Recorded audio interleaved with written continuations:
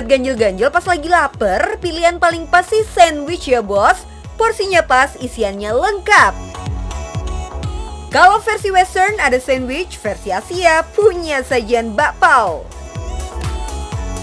Gimana kalau sandwich digabung dengan bakpao? Jadilah sanpao. Isiannya seperti sandwich tapi dibungkus dengan roti bakpao. Menu gabungan ini jadi ide bisnis yang cuannya menjanjikan loh bos. Varian isinya juga variatif, bisa gurih maupun manis sesuai selera. Siapa sih yang punya ide unik ini? Kuy kenalan dengan pemiliknya. Halo bos. Halo bos. Selamat datang di outlet kesayangan kita, Sanpao.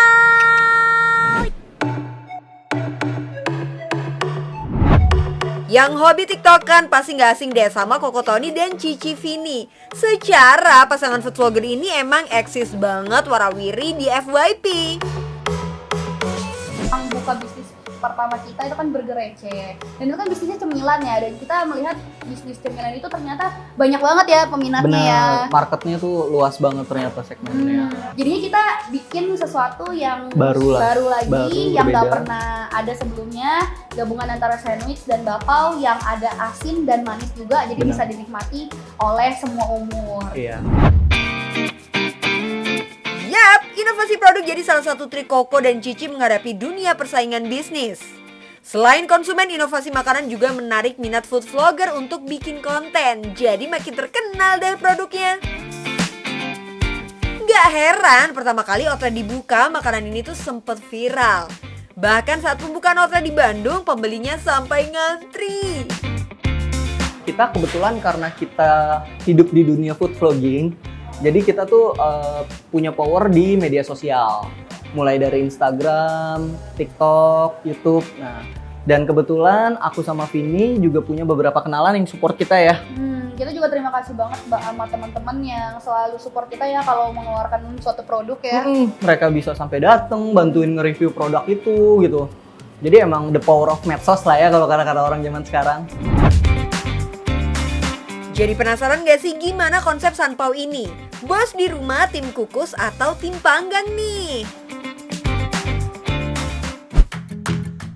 Oke bos, sekarang kita udah ada di outletnya Sanpao. Nah sekarang kita mau bikin contohnya gimana sih produknya Sanpao itu. Ini aku bikinin khusus yang sando berries buat kalian.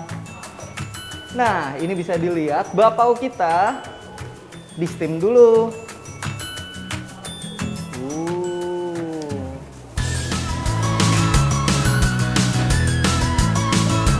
Nah bos, jadi kita di sini untuk rotinya itu 2 kali proses masak. Yang pertama itu kita kukus dulu, itu tuh buat munculin efek fluffy untuk di bagian dalamnya. Setelah itu kita panggang kayak gini bos.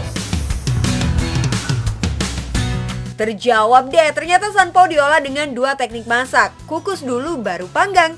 Katanya sih biar garing di luar, lembut di dalam. Kalau udah matang, tinggal plating deh.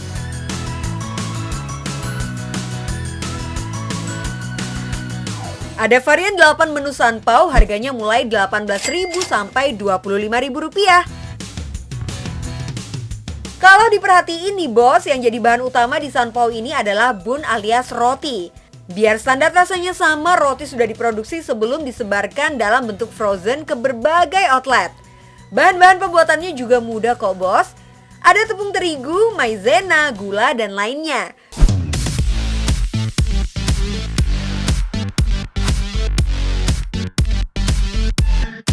Setelah diadon tinggal dicetak, dipanaskan, dan dikukus. Dalam sehari mereka bisa memproduksi 70-100 pack tergantung kebutuhan outlet. Jadi penasaran deh berapa sih cuannya dari bisnis ini? Minimal dalam sebulan itu omsetnya 30 juta. Wow. Tuh. Dan untuk profitnya sendiri itu 25-30% tergantung produk yang terjualnya. Tipe produknya ya? Iya, tipe produknya. Ini yang paling sepi loh ya, belum yang paling ramai. Mereka punya 3 outlet Sanpao nih. Kalau outlet sepi aja omsetnya bisa 30 juta. Maka omset yang diterima dari 3 outlet bisa mencapai 90 juta rupiah setiap bulan. Pantes saja cuan ini mulai dilirik-lirik kemitraan. Yap, konsep bisnis Sony dan Vini adalah kemitraan alias franchise. Mereka membuka peluang bagi para pemula bisnis yang ingin bergabung. Kalau untuk pemula ya, menurut aku franchise itu adalah satu kayak jalan pintas ya.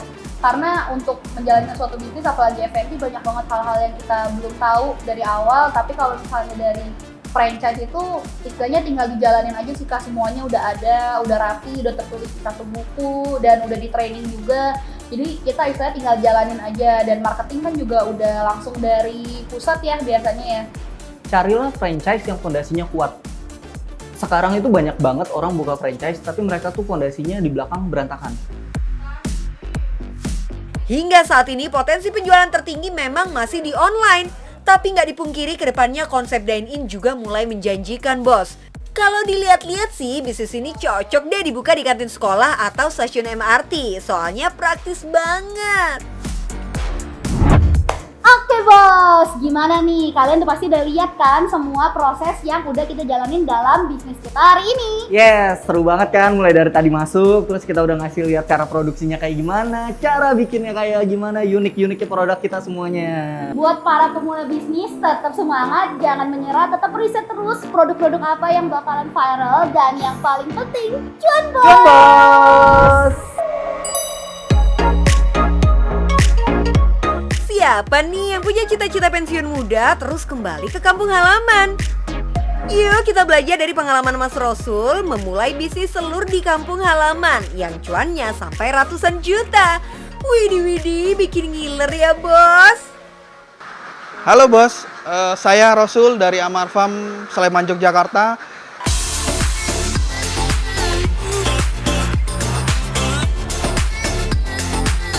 Sebelum beternak bebek petelur, Rosul pernah bekerja kantoran di Jakarta. Pergi pagi pulang petang, tapi hasilnya nggak seimbang. That's why tahun 2019 Rosul memutuskan untuk pulang kampung dan mencari peluang bisnis. Rosul mencoba peruntungan dengan membuka ternak bebek petelur. Modal awalnya sekitar 1.300 ekor bebek dengan memanfaatkan bekas kandang sapi.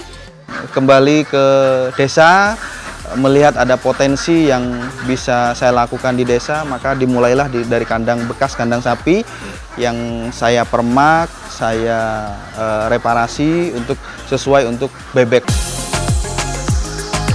Bulan pertama bebek cuma menghasilkan sekitar 300 sampai 400 butir telur setiap hari. Buat hitungan peternak jumlah segitu tuh dikit banget bos. Tapi bukan jadi alasan untuk menyerah ya. Terbukti bulan berikutnya hasil telur meningkat tajam. Sekitar 1.100 butir telur setiap harinya. Dari situlah titik awal Rosul jadi salah satu pengusaha sukses telur bebek yang banyak dikenal, khususnya di daerah Sleman, Yogyakarta. Kalau bisnis makanan buka cabang sih udah biasa ya bos. Usaha telur bebek buka cabang kandang ternyata bisa juga loh. Alhamdulillah dari 1.300 ekor, selang 4 bulan nambah lagi 1.000 ekor menjadi 2.300 ekor. Di kondisi di sini sekitar ada 2.300 ekor. Selanjutnya nambah lagi yang di kandang kedua itu ada 1.000 ekor. Kandang ketiga ada 4.000 ekor. Jenis bebek yang diternak adalah bebek betina Lugas Mojosari yang dikenal paling produktif. Jumlah telur yang dihasilkan setiap satu ekor bebek bisa mencapai 240 butir setahun. Untuk menghasilkan telur, bebek-bebek ini nggak perlu dikawinin kok bos. Cukup dari pakan aja untuk merangsang produksi telur. Biasanya tuh pakan bebek terbuat dari nasi aking dan ikan. Beda nih sama bebek punya Mas Rosul. Pakannya menggunakan complete feed dalam bentuk pelet. Kasih makannya cukup sehari sekali aja kok bos, nggak usah banyak-banyak. Pakan itu menentukan 80% terhadap keberhasilan menjadi peternak. Jadi pakannya tetap kita fokus terhadap produk pabrikan yang memang secara kualitas dan kuantitas pasti tersedia. Terus yang selanjutnya adalah tentang efektivitas. Jadi dengan pakan seperti ini maka kita hanya butuh untuk katakanlah 2.300 ekor yang ada di sini, kita hanya butuh 1,5 jam untuk menyelesaikan urusan bebek setiap harinya, setiap pagi. Maka Makannya doang nggak cukup ya bos, perawatan bebek dan kandang juga perlu diperhatikan supaya bebeknya betah dan rajin bertelur. Kandang dibuat dengan sirkulasi udara, jadi baunya nggak menyebar kemana-mana gitu deh. Tanah di kandang juga harus diusahakan tetap kering biar bebeknya nyaman kayak di pelukan ayang. Kalau soal bersih-bersih kandang, harus tiap hari ya. Bebek kan makhluk hidup ya bos, ada masanya bisa bertelur terus-menerus, ada masanya bebek berhenti produktif. Rata-rata sih bebek dewasa bisa bertelur selama 1,5 tahun. Kalau bebek udah nggak bisa bertelur lagi, apakah dibuang? Ya enggak lah bos, kan sayang. Bebek yang sudah nggak produktif masih bisa dimanfaatkan dagingnya untuk dikonsumsi. Tapi Mas Rosul nggak potong sendiri ya bos. Biasanya bebek afkir ditukar tambah dengan bebek muda yang masih produktif. Win-win solution kan bos? Bebek muda bisa didapat dengan harga murah, bebek tuanya kepake juga buat dipotong. Kita panen telur bebek yuk. Panennya harus pagi-pagi ya, biasanya jam 7 sampai jam 8. Mau dapet cuan emang harus berjuang bangun pagi bos. No mager-mager klub deh pokoknya. Berikutnya tahap grading untuk menentukan ukuran telur menggunakan alat bernama plong.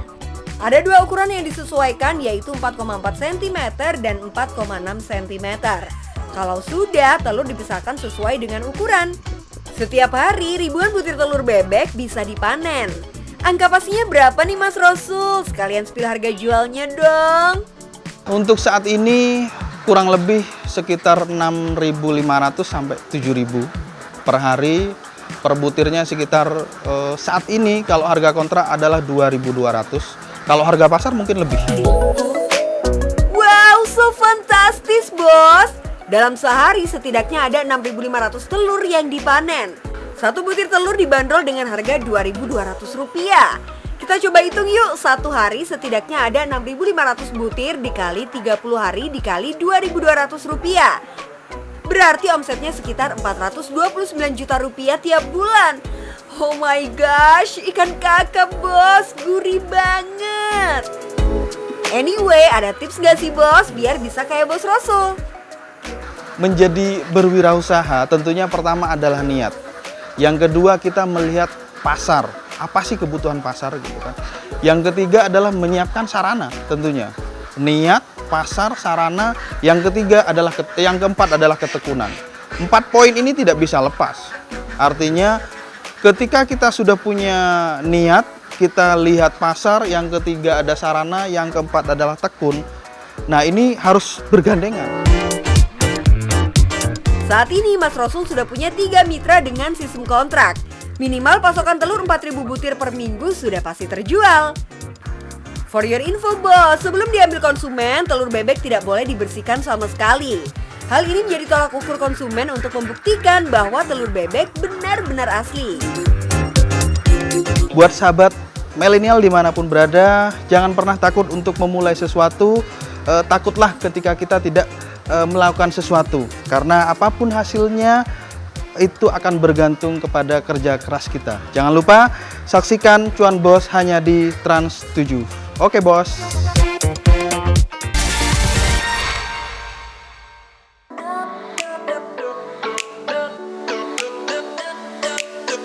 Waduh, asik banget nih yang lagi plesiran di pantai. Mana nggak ngajak-ngajak lagi. Duh, Adi ini pikirannya udah healing aja. Sabar bos, kudu kerja dulu, cari cuan buat healing. Kali ini Andi mau bongkar rahasia bisnis beanbag biar laris manis. Halo bos, sekarang saya lagi sama pengusaha beanbag nih. Hai bos, aku Nuka, pengusaha dari Beanbag JKT. Mbak, saya mau nanya nih mbak, kenapa sih mbak milih usaha beanbag ini? Ini sebenarnya usaha bareng suami ya. Jadi waktu itu kita ngerasa kok beanbag itu mahal banget ya. Kan pertama kali ada di Bali nih kita taunya. Di sana mahal harganya, terus juga ternyata pengiriman ke sini juga mahal. Terus kita pikir, oh ya udah kenapa kita nggak bikin sendiri aja kayak gitu. Kalau di Indonesia, beanbag banyak dipakai di kafe-kafe gitu deh. Dan yang paling terkenal, kafe pinggir pantai di Bali. Walaupun booming beberapa tahun terakhir, sebenarnya bean bag udah dikenal sejak tahun 1969 loh bos. Diciptakan oleh desainer Itali. Karena makin populer, nggak heran kalau bean bag jadi salah satu bisnis yang potensi cuannya besar. Yuk bos, kita lihat proses pembuatannya. Ya Mas Andi, jadi ini adalah awal proses produksi kita dari pemotongan bahan dulu. Oh, ini bahannya untuk yang di dalam ya? Iya betul, ini adalah furing. Jadi Oh, ini dia, furingnya. untuk melapisi bean bag-nya. Penggunaan furing ini penting banget buat bean bag untuk mencegah styrofoam di dalamnya berantakan. Kualitas bean bag tetap terjaga, nggak aur-auran gitu loh isinya. Untuk memotong kain, Nuke menggunakan alat yang cukup profesional. Pakai alat potong listrik supaya hasilnya lebih rapi dan pengerjaannya lebih cepat. Furing kan ada di bagian dalam bean bag ya bos, jadi sebenarnya nggak kelihatan juga sih. Terus jahitnya salah-salah nggak apa-apa dong. Nggak gitu ya bos. Nuke tetap menjaga banget jahitannya supaya kuat, biar pas bean bag didudukin jahitannya masih bisa mengunci butiran styrofoam. Selama ngejalanin usaha ini, pernah ngalamin kesulitan nggak sih Mbak? Pernah dong, jadi waktu itu awal-awal tuh kita pernah ditipu sama customer nih. Ditipu? Iya betul. Jadi orangnya kan emang langganan. Iya. Nah terus dia nelfon lagi, nanya saya butuh bean bag nih, bisa dianterin nggak? Kayak gitu. Ya udah, kita kirim pakai online nih, kayak gitu kan. Terus pas kirim online, udah nyampe sana, ternyata barangnya nggak balik-balik. Loh. Kita teleponin nggak bisa, pokoknya semuanya tuh emang benar-benar ya udah dibawa kabur barangnya. Nuke mulai menjalankan bisnis bean bag-nya tahun 2015. Masih kehitung belum lama ya, banyak pelajaran yang dialami oleh Nuke selama 7 tahun berbisnis. Yang paling gak terlupakan soal tipu menipu bos. Sebagai pengusaha, produk yang dibuat memang harus terpercaya. Tapi soal gampang percaya sama orang, entar dulu bos. Ya, nih sekarang kita akan ke pengisian styrofoam ya. Oh, pengisian styrofoam? Iya. Oke, siap. Yuk. Yuk, ikut yuk. Untuk isian bean bag, Nuke sengaja memilih styrofoam ya bos, bukan menggunakan pasir. Styrofoam lebih nyaman digunakan apalagi jika bean bag digunakan di dalam ruangan. Bahan styrofoam juga ringan, jadi kalau ada customer beli bean bag nggak perlu merogoh kocek banyak untuk biaya pengirimannya. Hitungan kiloannya kan jadi kecil tuh. That's why bean bag JKT sering menerima order hingga ke seluruh Indonesia, bahkan ke Singapura. Oh Mbak, ini mah saya udah bisa sendiri nih mah. Tinggal masukin doang kan? Iya, beneran. Oke, beneran nggak apa-apa. Wah, kebetulan saya ada kerjaan yang lain soalnya. Oh ya udah, iya nggak apa-apa. Tinggalin aja Mbak. Bisa kok saya sendiri. Makasih ya. Iya Mbak, tenang aja. Waduh. Wah, ini kayaknya alat buat masukinnya kali ya. Ini masukin sini dulu. Ini kayaknya sih caranya diangkat dulu nih. Wah, ini.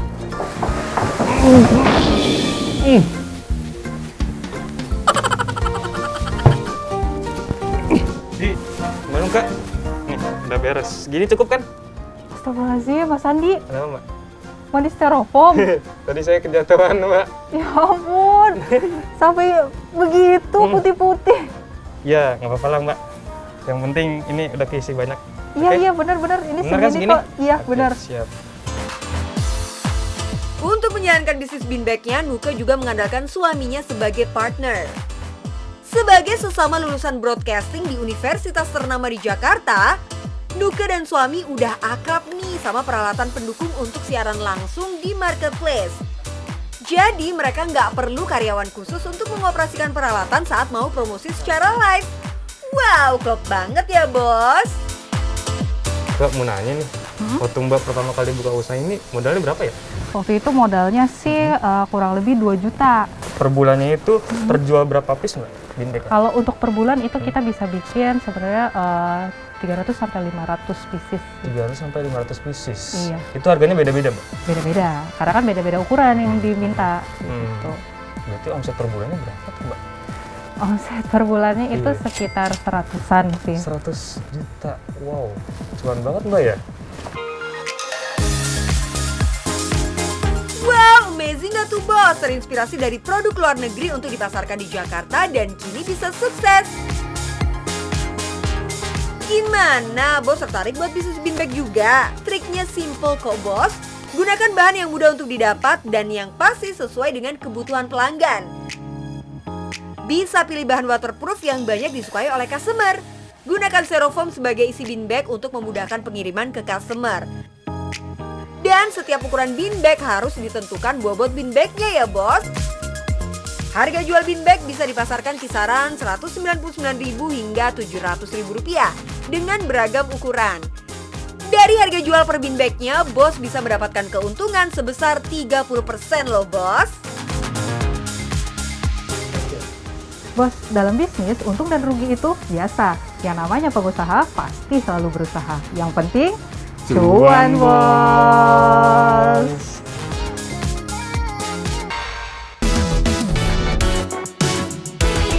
Gimana bos, tayangan hari ini pasti menginspirasi buat mulai berbisnis kan?